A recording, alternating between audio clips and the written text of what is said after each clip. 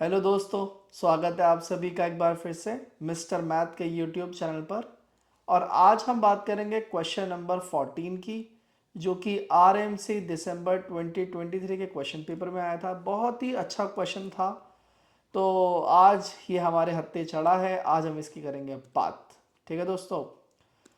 तो अगर मैं इस क्वेश्चन की बात करूं तो देखो, क्वेश्चन में क्या कह रहा है कि आइसोसेलेस ट्रायंगल है एबीसी, जिसमें जो ए बी है, ये जो है ना ए बी, और ये जो है बी सी, ये दोनों बराबर हैं। अब अगर ये दोनों साइड बराबर हैं तो इनके ऑपोजिट एंगल्स भी बराबर हो जाएंगे, क्योंकि अपने को एंगल ही निकालना है ना। तो अपन कह सकते हैं कि भाई अगर ये एंगल एक्स है तो ये एंगल भी कितना हो जाएगा दोस्तों, एक्स हो जाएगा।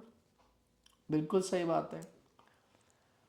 फिर वो कहता है कि बाकी तो यार ये जो ए के एल एम, ये जो ए के एल एम, ये जो है ना भाई, ये स्क्वायर है। अपना स्क्वायर है मतलब इसकी सारी साइड्स बराबर है, सारे एंगल्स 90 डिग्री ईच हैं।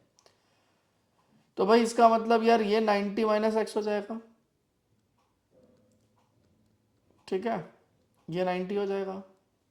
ओके। अब वो कहता है कि ए एस जो है, ये ए एस और ये एस एल, ये बराबर है। काफ़ी देर तक तो मैंने इस क्वेश्चन को देखा और मैंने सोचा कि भाई ये क्यों दिया हुआ है, इसका तो कोई मतलब ही नहीं है, क्योंकि अपने को निकालना है एस एल बी बोले तो ये। अच्छा, इसमें भी एक चीज़ है कि भाई क्योंकि ये जो है 90 डिग्री और ये जो 90 डिग्री तो पैरेलल लाइन होती है, तो फिर ये ट्रांसवर्सल बन गई। तो कॉरस्पॉन्डिंग एंगल से ये मेरा इतना हिस्सा एक्स हो जाएगा। भाई जब ये दो लाइन है, दोनों 90 डिग्रीज हैं, इसका मतलब पैरेलल है, ये कॉरस्पॉन्डिंग जा रही है। तो अगर ये वाला एक्स है तो ये भी तो एक्स हो जाएगा। यहाँ पर ये पॉइंट सी है, ये पॉइंट एल है, और ये जो बी सी है, ये ट्रांसवर्सल है बी सी। समझ रहे हो?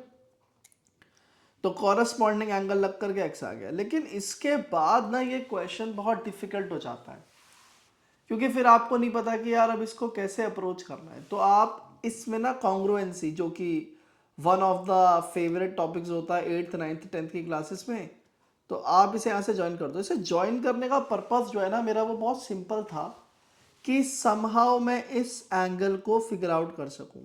और कैसे करूंगा आप देखो भाई, ये जो साइड है ना, ये वाली जो साइड है और ये वाली जो साइड है, ये दोनों बराबर है। तो इस वाले ट्रायंगल में ये वाली साइड और इस वाले ट्रायंगल में ये वाली साइड बराबर हो गए एक। दूसरा ये बराबर है इसके दो। तीसरा ये साइड कॉमन है तीन।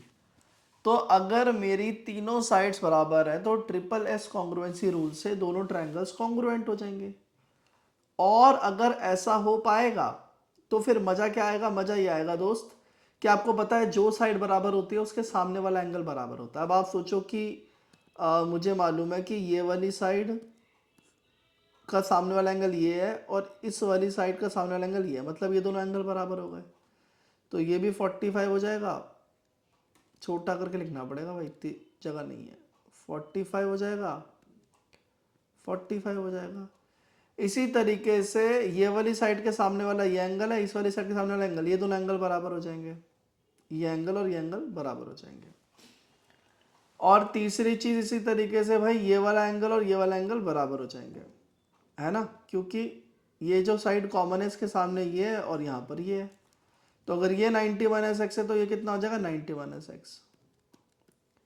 बस क्वेश्चन सॉल्व हो गया। क्योंकि आपको पूछा क्या है? आपको पूछा है S L B, angle S L B कितना हो जाएगा? हो जाएगा बी एल के।